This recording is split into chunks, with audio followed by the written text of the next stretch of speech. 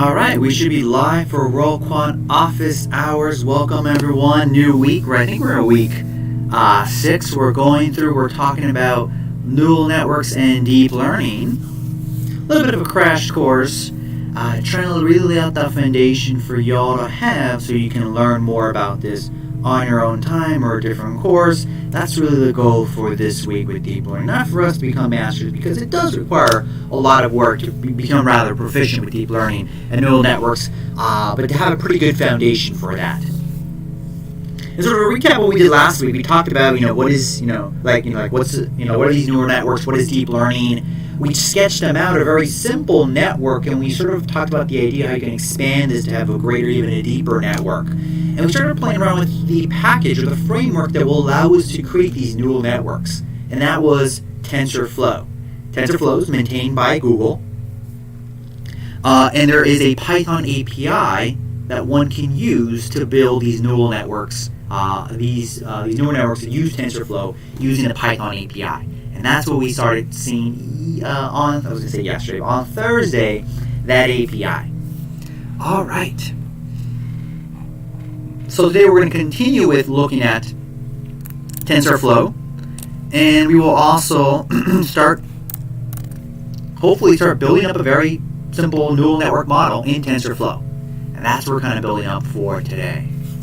All right. Hope everyone is doing fine today.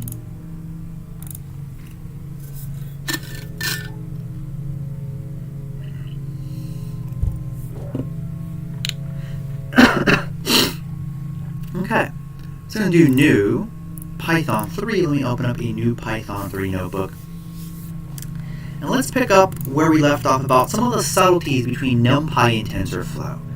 So I'm going to rename this to Office Hours 21, and today's date, which is November, which is 21/0/11/01. I think that's the naming scheme I've been using. Nope, I have not been using that naming scheme, or maybe I'm not entirely consistent.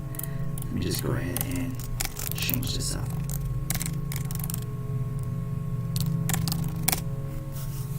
There we go. Alright, so we left off with this idea of, TensorFlow is going to give us this new data type, this new object called a tensor.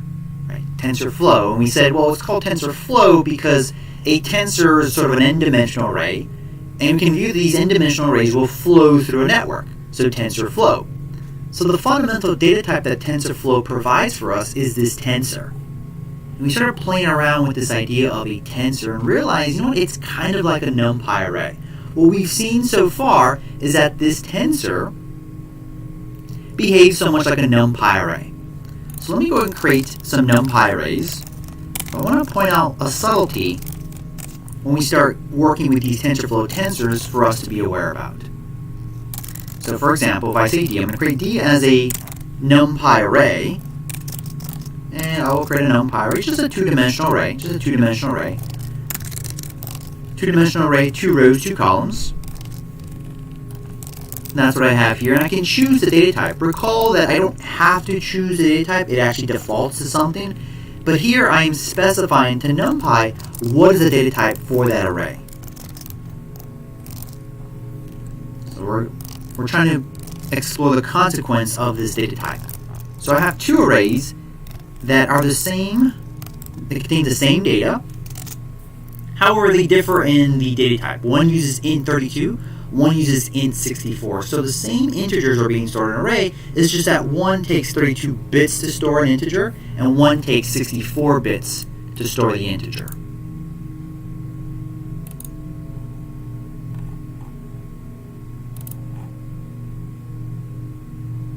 So, not that much different.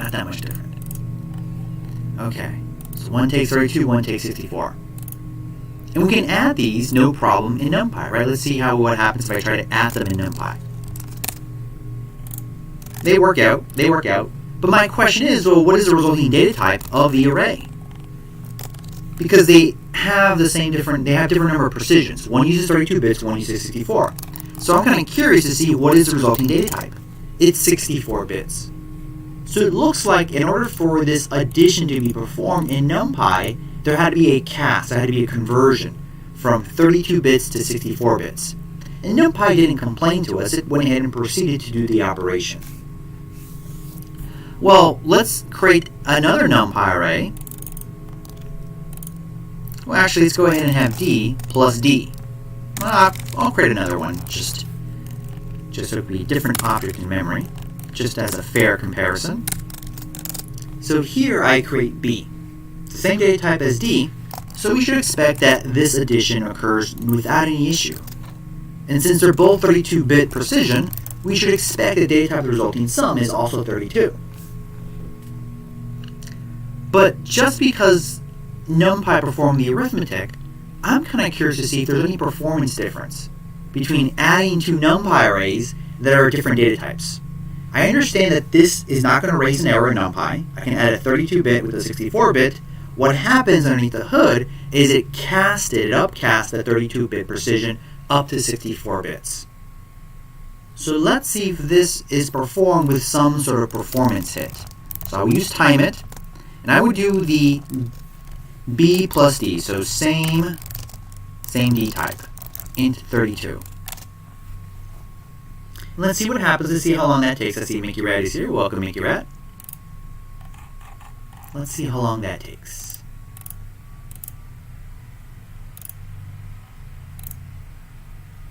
And that took about 1,000 nanoseconds, so about 1 millisecond to perform that arithmetic. Well, let's see how long it takes to perform the arithmetic, but different data type. We know there's going to be a conversion change. We're going to measure that cost of that conversion change. So D plus E. We run time it. Let's see how long that takes. And that took 2 microseconds. So notice it was about 2 to 3 times slower compared to the same data type. Okay. And you can argue, well, this is being performed like nanoseconds, microseconds, right? It's a blink of an eye. Right? We're not going to notice this. Right? We're not going to notice this in real life. In fact, you can argue even if we had a bigger array, we may have not noticed it as well. I see Raymond is here. Welcome, Raymond. However, this should cause some concern.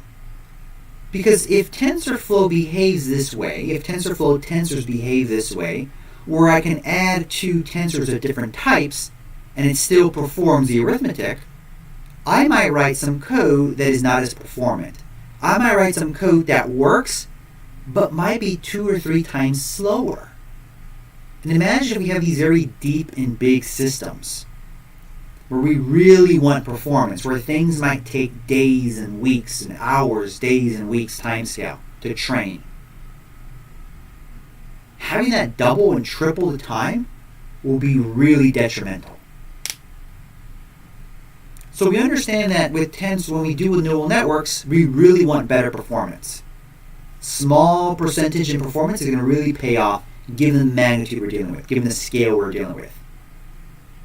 So let's see what happens in TensorFlow if I try to add 2 TensorFlow tensors of different data type. We know that can be performed in NumPy, and we know that you can write the program such that it does the upcasting for you automatically, but with the performance hit. Let's see if the same thing happens if I were to do this using TensorFlow tensors. And since I'm being a little lazy, I'll just copy paste and I'll just call this A and I'll call this TF constant. And I will go ahead and not specify the data type on the first one. But here I will specify the data type. Actually, let me specify the data type in both so it's pretty explicit that they are different data types. Int 32. And here I'll add A and C. This is int 64. So there they are, and I get a name error because I haven't imported TensorFlow. I forgot about that, and let me put that on top here. Import TensorFlow as TF. Rerun that cell. It's just complaining, saying they don't have GPUs. I'm aware of that. Not an issue. And looks like it's just giving us a warning. Let's not worry about that. And let's perform the arithmetic. I get an error. Right? I get an error. Let's explore this error. Invalid argument error. Right, I get a lot of messaging here. But let's check this out. Cannot compute add v2 as input 0 base was expected to be int32 tensor, but is a 64 int64 tensor. So in other words, we were to sort of translate that. What its TensorFlow is telling us is that we can't add a 32-bit with a 64-bit. We know that we can in NumPy with that additional casting step, that conversion from 32 to 64. And TensorFlow could have done that, right? TensorFlow could have said, you know what, I'll be permissive. I'll be permissive. You try to add 32 to 64, I'll know what you mean, and I'll convert that 32 to 64-bit precision and perform the arithmetic. TensorFlow could have taken that stance. You can argue it's helpful, right? Oh, it's being helpful, it's preventing an error. But I think this is a good design choice to raise an error instead. Because this is something that might silently work. Well, that it will work, but silently we aren't aware of an error, or not an error, we're not aware that we're writing code that is not as performant, or writing inefficient code. Right? Things work, and we might just say it's just taking hours because that's the way it takes. It took 10 hours because that's just how long it takes. You might think that's the case, especially if a 10-hour training is typical of what we're expecting. But if TensorFlow raised an error, we would have noticed, oh yeah, 32 to 64, let me fix that. And then I get code that's a lot faster. Get code that is performant. So this is a good behavior. I guess you can argue that TensorFlow should have raised a warning instead and sort of performed it, but I like how it's rather strict and says, you know what? I'm going to raise an error. Yes, I could have rewritten my framework to allow this to happen, but I don't think this is a good idea, a good practice. Let me raise an error. And we see that happening here. Keep in mind that by default, TensorFlow uses 32-bit precision. So let me illustrate that there. TF constant.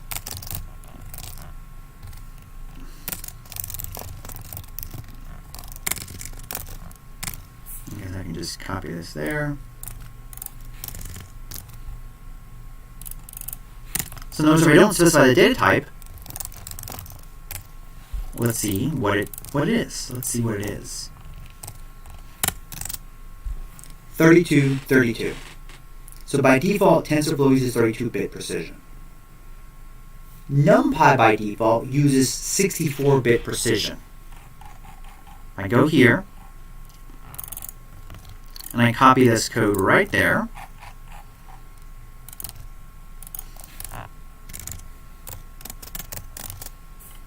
I don't specify the data type.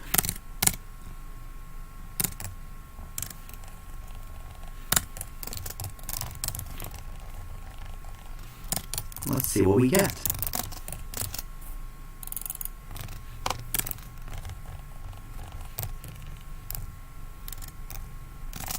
We get 64, 64. So I'll note here. By default, TensorFlow uses 64-bit precision. And let's rationalize this design choice here. We know that in TensorFlow, or not we know, but we sort of talked about in deep learning, we're going to have big arrays. We're going to have millions of observations. So if we really want to save the amount of memory we take by half, we should probably use 32-bit precision. 32-bit precision is good enough for what we want to do.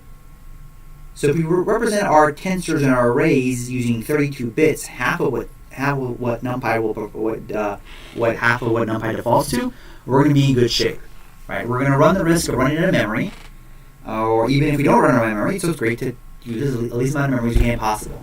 So 32-bit precision is perfectly fine for what we have to do for deep learning. So that is why TensorFlow says, you know what?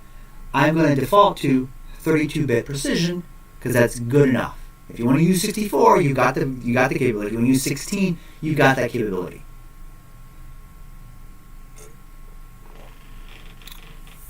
The design choice that TensorFlow took, and because of that, while we understand there's compatibility between NumPy and TensorFlow, we got to be aware of this difference here. That's what I want to highlight here.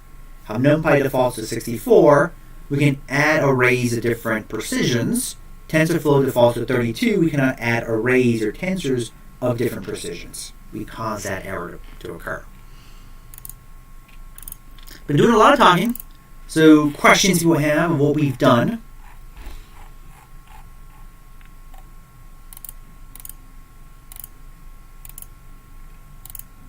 What we've talked about.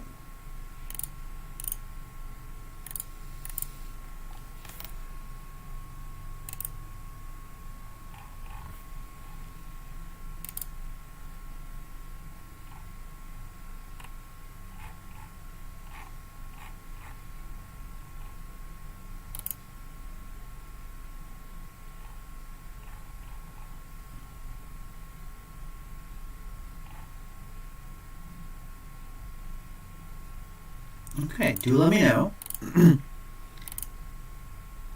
One other thing I want to highlight about the difference between NumPy and TensorFlow. So let me create a NumPy array, and I'll call it MP for us to distinguish that indeed is a NumPy array. Because you can imagine we'll create the equivalent in TensorFlow. I'll create two. And I'm going to be explicit and say int 32 for both NumPy and TensorFlow.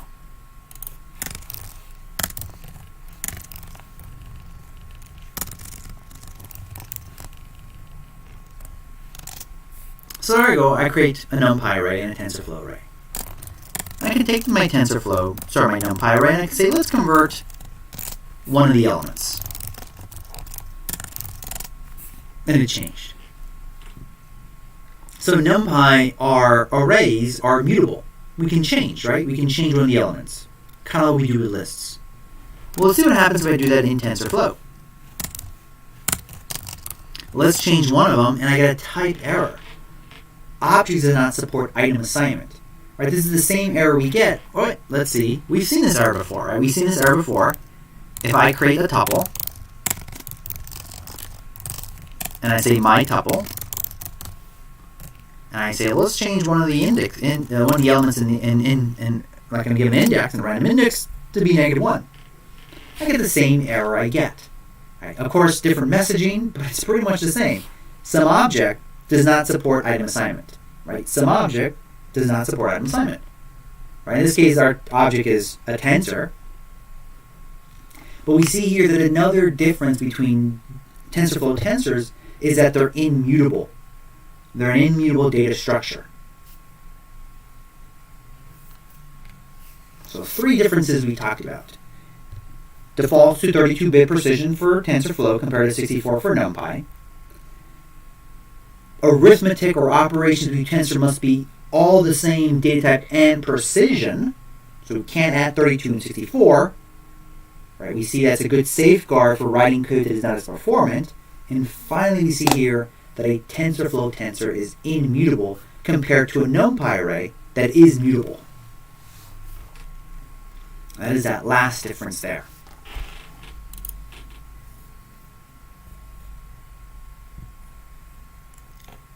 Now you might be wondering, okay, so it's immutable, but wouldn't there be situations where I want mutability?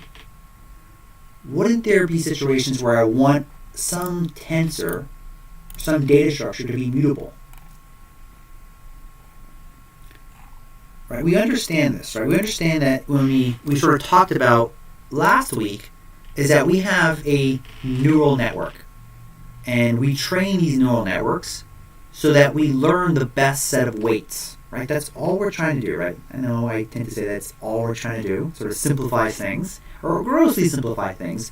But the name of the game of any type of machine learning is we're trying to learn what are the best set of model parameters to make a prediction, or to model the system.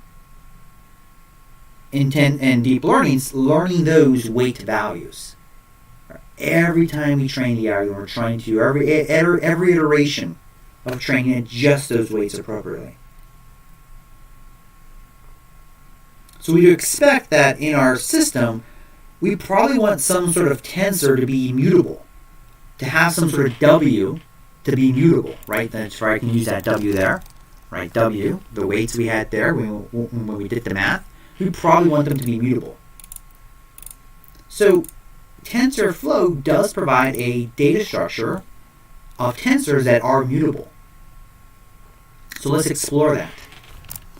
So instead of TF constant, which was sort of a clue us in, right? We were TF constant, it makes sense that that was indeed a constant, immutable. We have TF variable. If it's variable, well, we can imagine it's mutable. And when we say variable, you can think of what we mean by variable. We mean variable very much like the sense of mathematics, where x is a variable. F of x, it is a variable. It's going to change. It can vary. So here I create my very first variable in TensorFlow. And the way I change an element of my variable is I use the assign method. So let me index one of those values, 0 and 0. And I call the assign method, and I said assign whatever is at 0 and 0 to be -1. And now, if I have the next cell, I see that indeed I changed 0 and 0, the element at 0 and 0. So it's a little different the way we change or mutate the elements of a variable. We use the assign method, but nonetheless we get the same effect. We have a variable that can mutate.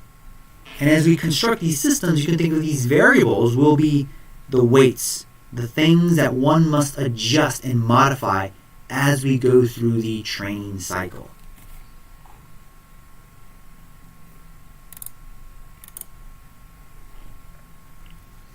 So that wraps up my discussion about the difference between TensorFlow and NumPy when it comes to its fundamental data structure. And I want to move on to derivatives, how one will go about taking derivatives in this system.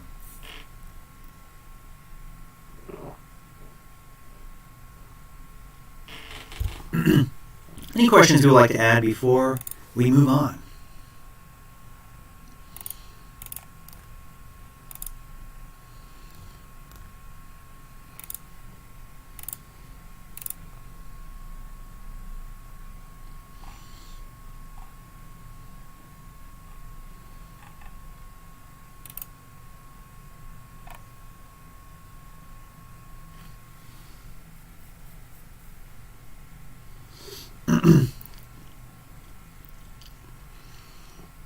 Okay, let's go ahead and keep on discussing TensorFlow. Now remember this very simple network, right? Input layer, hidden layer, some sort of prediction.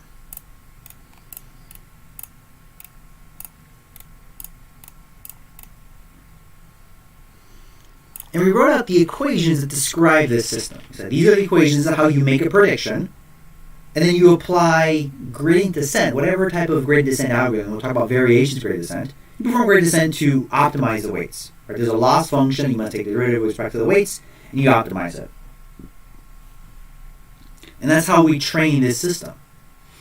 And we said, you know what? I started writing out the equations, and I did a little bit of it, but ultimately what it relied upon was the chain rule. Ultimately, we have these steps, and we apply the chain rule. We apply the chain rule so we know the derivative of L with respect to weight 1, derivative of L with respect to weight 2. Right, and these are matrices. These are matrices. We have multiple values of each weight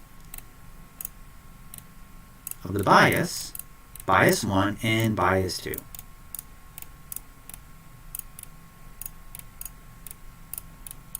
And by the way, I didn't say this explicitly, but the exact algorithm that one takes to train this system is called backpropagation. which frankly is basically the chain rule, right? It's how do we optimize the weights, how do we optimize the loss function? You apply the chain rule, and then in neural networks adds a fancy word like backpropagation. And why it's called backpropagation is because the way it works is that we first calculate the pass through the system, and then we adjust the weights working backwards. Right? If I want to find the derivative of L with respect to the weights of my input layer, well, I'm going to first adjust the weights of the layer upstream. So the way I adjust my weights is sort of working backwards. So backpropagate the error. But frankly, it's just a chain rule. It's just a chain rule. So wouldn't it be great if we had some sort of systematic way to describe the derivative of the system? We kind of do. Using the chain rule. If we know that this operation is linked to this other operation, well, then the chain rule will be our friend. And the reason why we want to still use the chain rule is because we want to avoid taking discrete derivatives. In other words, we want to avoid doing something like the change of L over a change of W. We want to avoid writing this math. We want to avoid this approximation. Anyone want to guess why we want to avoid taking discrete derivatives? Right, there's a whole field of how to take discrete derivatives, how to approximate derivatives. But why do you think we want to avoid that approximation? What are some issues with approximating this way?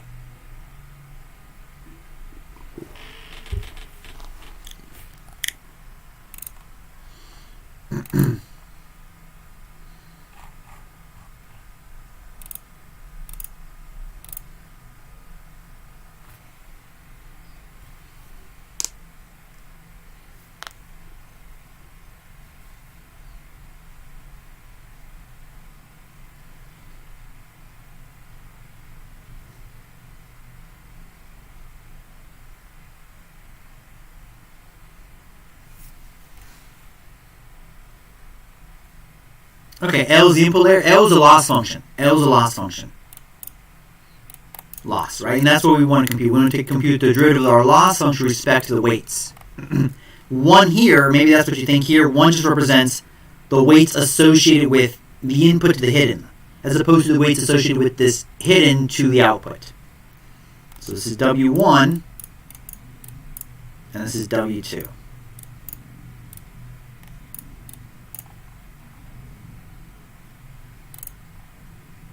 Why do we want to avoid approximating our derivatives like this? With some inherent issues.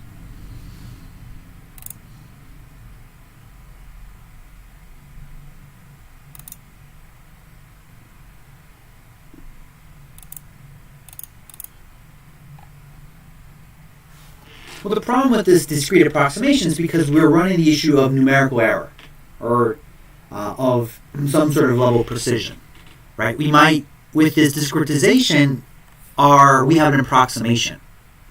The problem with this discretization is that we have an approximation. And this approximation, the error of this approximation will go to 0 as delta W goes to 0. And in some sense, it's sort of annoying because then our system is tied to some sort of level of precision. That's just one other thing we have to worry about. We have to worry about numerical instabilities.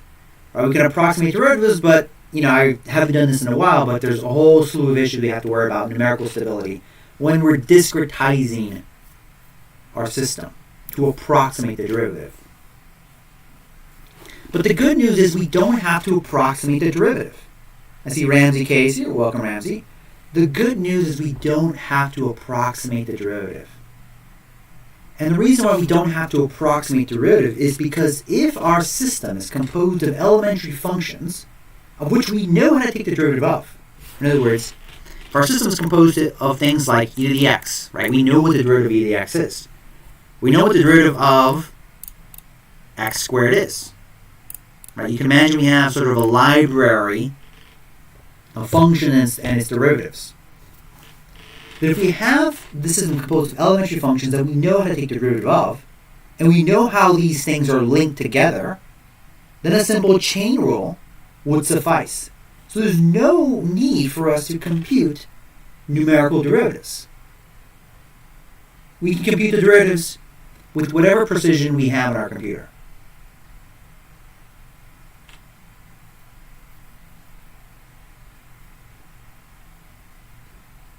So what we're going to do next is let's see how what one can do in TensorFlow to take these derivatives. All right, I see the bioinformist saying my voice is not clear. Anyone else having that issue? By the way, I am using my internal mic on my laptop because my external mic broke, or I'm having issues with it. I can't get it to work. It's probably broken. So I can imagine that maybe the quality isn't so clear given that I'm using my internal mic. So anyone else can chime in to answer regarding the clarity of my voice. There's an echo and a noise. Okay, anyone else? Thank you, Ramsey. Anyone else want to chime in about the quality of the audio going through? I apologize because I am using my internal mic on my laptop, which may not be the best. Other ones, if you want to let me know how things are going, what they hear on their end.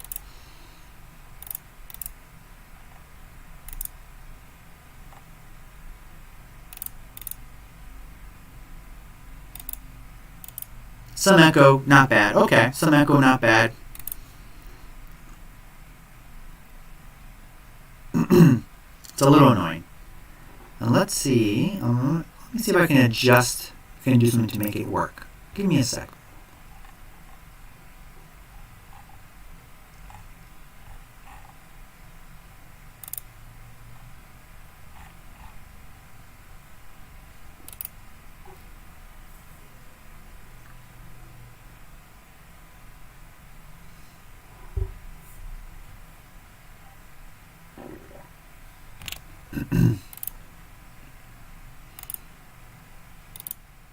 Okay. Can people still hear me? Is it better now? Is it worse?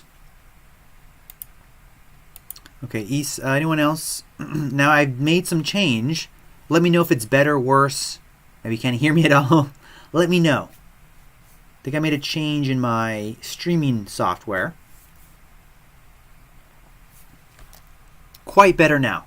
Better. Okay. Okay. It's fine now. Okay. Thank you. I think there was, I don't know, there was some sort of setting mess up. Maybe, who knows. All right. But thank you for bringing it up that my voice wasn't clear, and apologies for having to put up with it for 30 minutes. I need to get a new mic. But thank you for bringing that up, and we are fixed. All right. So let's go ahead and talk about how we can taking derivatives in TensorFlow.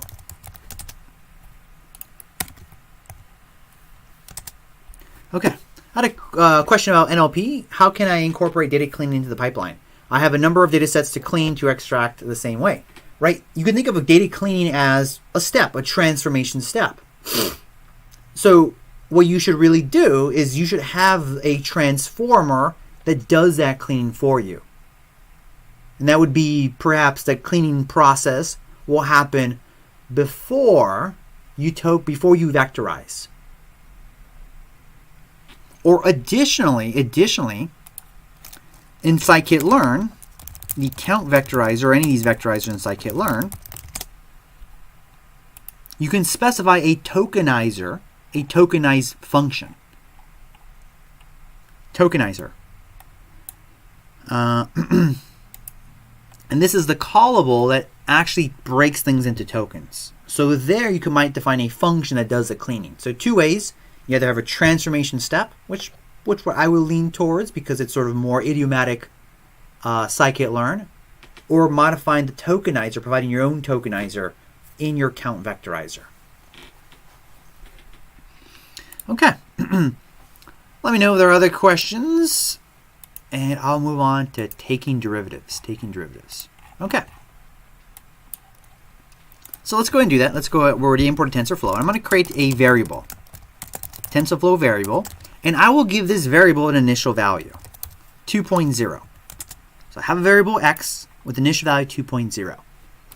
Now what I want to do is I want to take the derivative. I want to take the derivative, or I want to know the numerical value of a derivative at derivative of y equals x squared.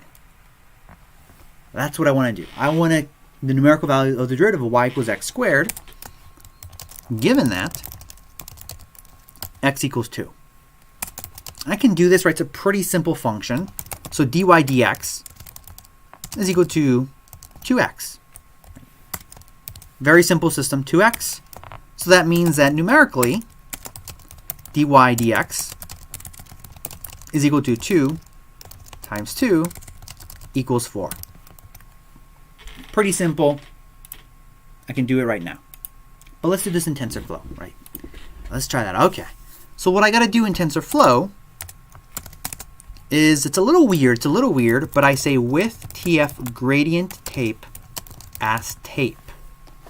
So what it is that we have to record an operation on the gradient tape. Now, a little history lesson. For quite a few of our history of recorded media, we've recorded media or content on tape. Right? It's a little weird if you're younger. So we had these cassette tapes, right? These huge tapes where we're recording data on it. A magnetic strip, we're recording, magnetic tape, we're recording bits onto it. Same thing with cassette players, right? I grew up with cassettes, but I also grew up with CDs, and now MP3 files and audio files. But there was a period of time where a lot of content was stored on physical tape. Well, for better or for worse, TensorFlow uses this idea of what we got to do is we got to record this operation on a tape. And it's called a gradient tape because it will allow us to take the gradient or the derivative of the operations on that tape. It's a little archaic, and frankly probably not a good design choice, or not a good, calling it that way, but oh well. For better or for worse, we're stuck with it, with that name. So with TF gradient tape as tape, we record the operation. And we say y is equal to x squared. And now that this operation is recorded on the gradient tape, in order for me to take the gradient, I say tape gradient. I take the gradient of y with respect to x. And I get a result, get a tensor, with the numpy value of 4. I can probably call this dy dx. I can print dy dx. And I get a value of 4, right? We know that, right? We did this right there, it's a value of 4. And now we took our first gradient.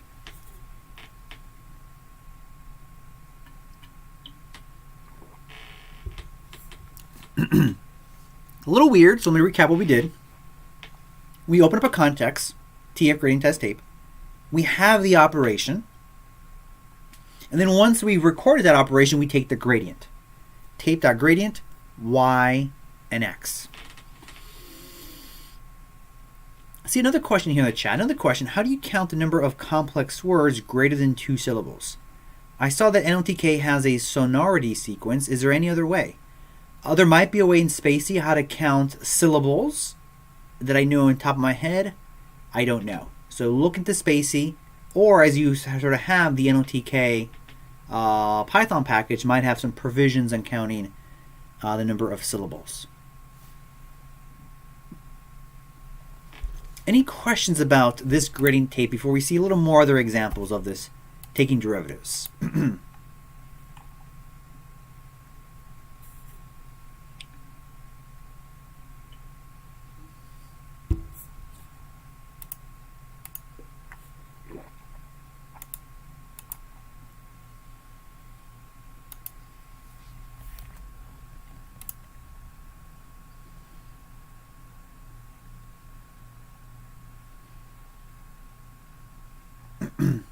Okay, let me know. We're going to see a couple more examples. Okay, now let's do something else. Let's say x is equal to TF constant I'll choose a different variable. Nah, I'll choose x. Why not? TF constant, and I say 2. And let's do the same thing. Let's take the derivative of y with respect to x. TF gradient tape as tape, and I say y equals x squared. Okay, so I have my tensor, I record my operation, and now I say tape gradient y and x, and I'll call this dy dx, and I'll print that out. And I get none. What do you think happened there?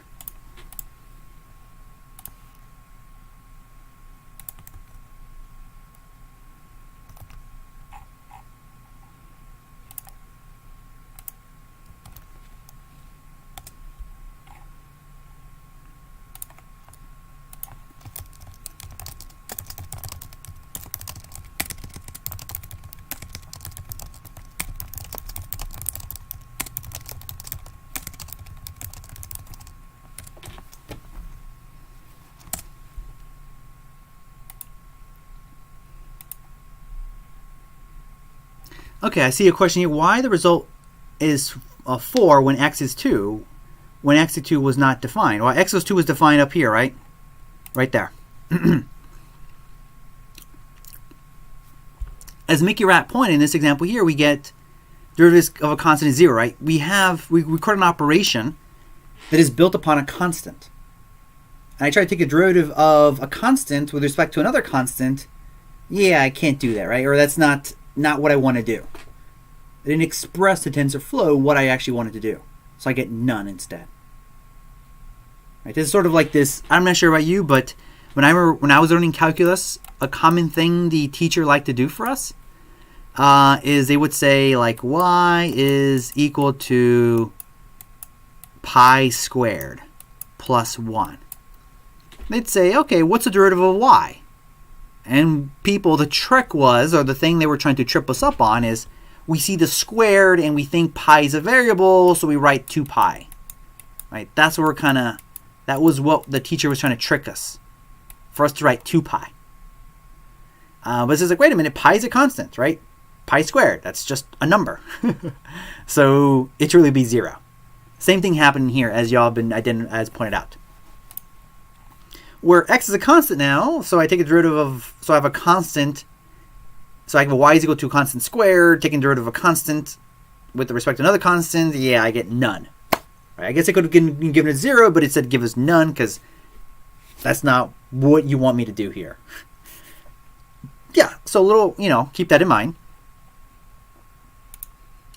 And what we've got to do, okay, so that's made sense. So let's go ahead and have what we had back.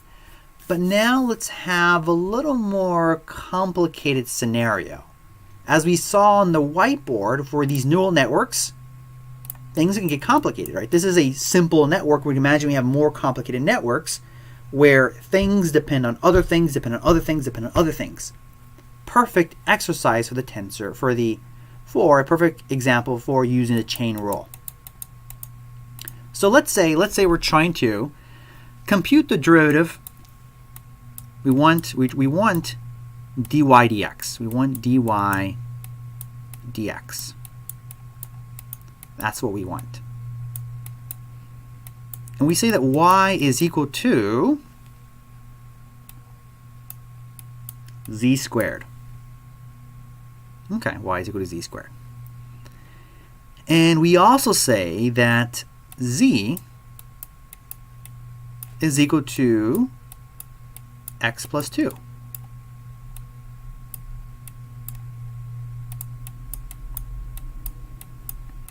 And we want the derivative of y not with respect to z, but of x. This is 2, not z. So, via the chain rule, dy dx is equal to dy dz. And of course I can do direct substitution, but that can get complicated. So we have, luckily, the chain rule to generalize what I got to do. dz dx. Okay. Well, dy dz, well, that's 2z times dz dx, which is simply 1. And since z is x plus 2, well, that means that this derivative is 2x plus 4. So if x equals 2, then my answer would be 8. So notice I can use the chain rule to compute this a little more complicated system. If I know how these operations are laid out in a network, so to speak, then I can compute the numerical derivative. Just apply the chain rule. So let's see how we can do that in TensorFlow. Right, so let me go ahead and say x, tf constant, not tf constant, tf variable, 2.0, and with tf gradient tape as tape, let's record the operation. Z is equal to, what did I say? What did I say on the board? I said x plus 2. X plus 2. And I said y is equal to z squared. So record those operations. And then I can say, oops, dy dx tape gradient y and x. And I forgot to print out the derivative. And I get a runtime error because I need to okay, what happened there was once you compute the gradient, TensorFlow releases that resource. This is, okay, you already took the gradient. By default, I'll release it, so I got to rerun it again. And here I get 8, right? We know that this is 8 as we go on here on the board. Probably should have done the substitution. 2 times 2 plus 4 equals 8.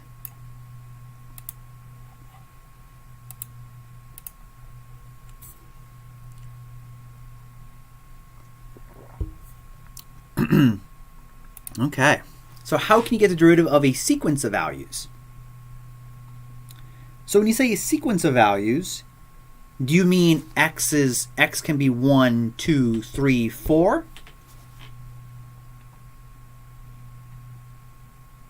Something like that?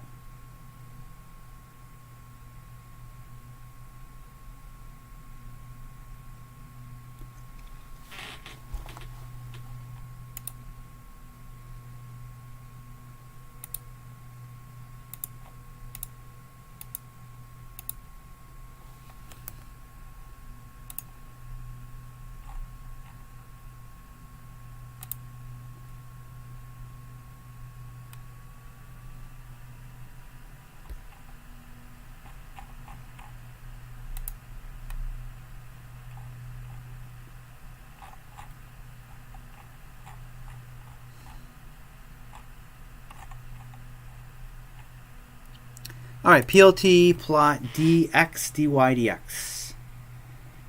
Okay, so you basically want to come up with a a plot of how x, the derivative with respect to x. Like, how does the derivative change with different x values?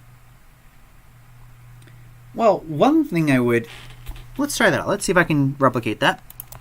Well, let's say x is a variable, because it has to be, but it's a variable of multiple values, 1. I'm just making these floats, 2, 3, 4, and 5. Let's go ahead and copy that right there.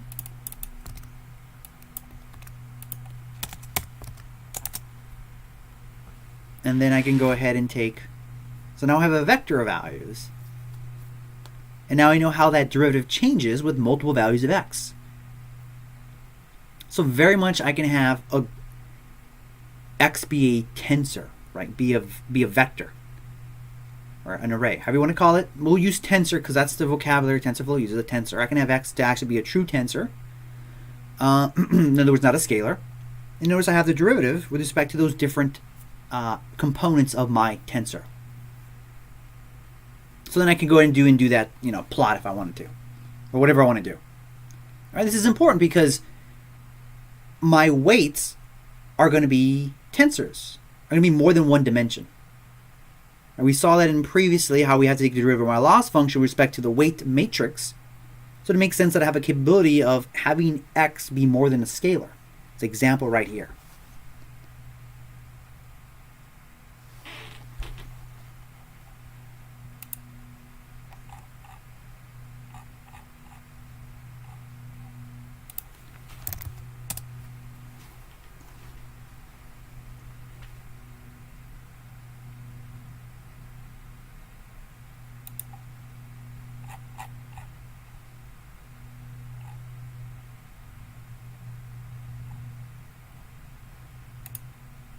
Okay, other questions people have?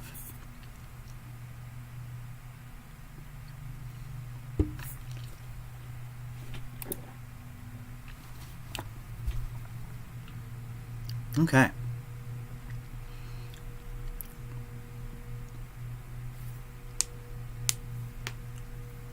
Let's make it a little more complicated, right? Why not complicate things?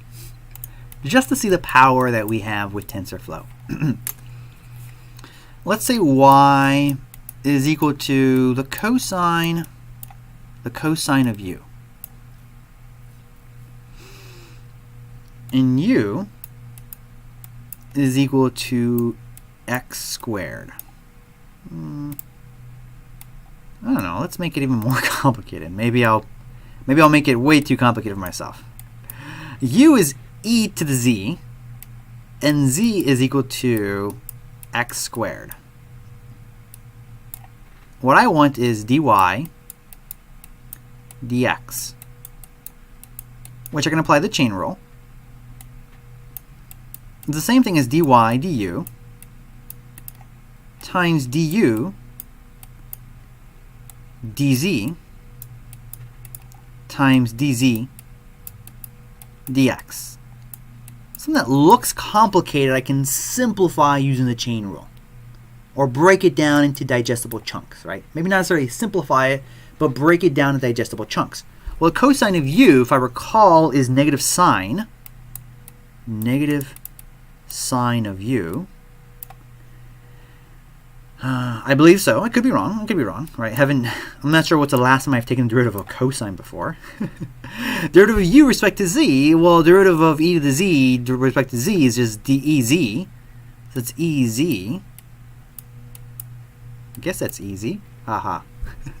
And dz dx, which is 2x.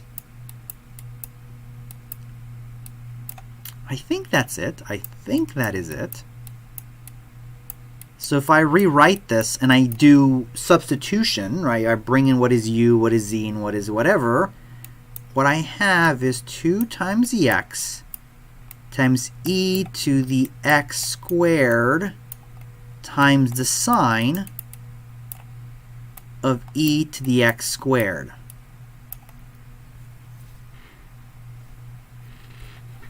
So if x equals 1, if I were to evaluate this,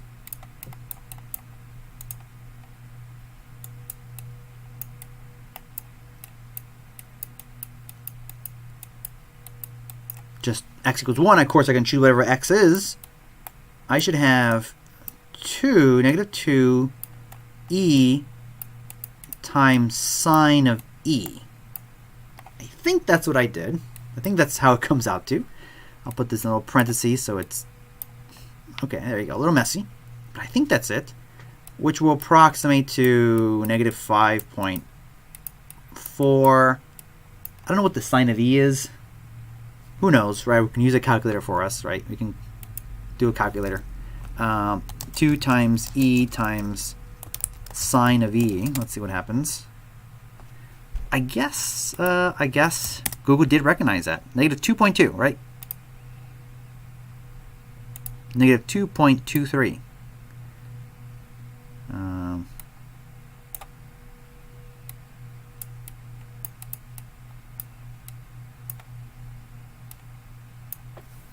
Okay. Well, let's try that out. Let's see, x equals tf variable, And we'll say that x equals 1 in this case. I think that's what we did. We could, of course, change it to whatever we want as tape. And what I did there is I said z, I can say y, I could set z is equal to x squared, and I said u was equal to the exponent. And here I have to use the exponent function in TensorFlow, which is tf.exp, just like we have in NumPy exp, mpexp, tf.exp, very common. And this was, what was it? X squared, no, z. And then we said y is equal to tf cosine,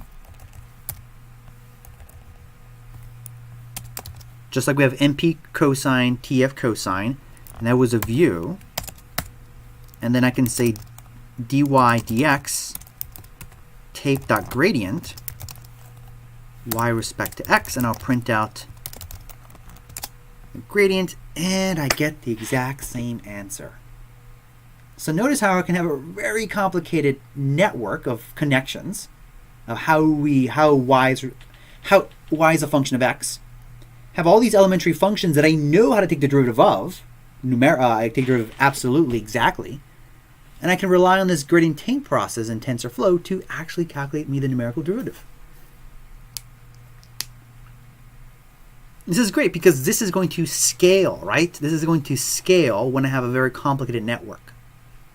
So let's kind of recap what we've seen with TensorFlow.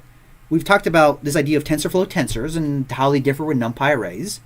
And then we see how we can go ahead and have variables and express operations with these variables, and then take derivatives of these variables. And now we have the fundamental building blocks of TensorFlow for us to build these neural networks. So we're building up to build a neural network. We'll be doing that tomorrow. We'll actually build our neural network. But now we have a little bit of a taste behind the scenes of what's going on in TensorFlow. What makes it powerful? TensorFlow tensors, that data structure, and taking derivatives. Because that's what ultimately we have in these systems. We have numerical algebra, not numerical algebra, linear algebra, tensors, operation tensors, and derivatives. Okay. All right, thank you for the nice words, bioinformist. Anything we want to bring up before we conclude for today, but we will actually build a neural network tomorrow, I promise. We had to do a lot of preliminary work that hopefully will pay off. Good foundation for TensorFlow. Anything we want to bring up right now before we conclude?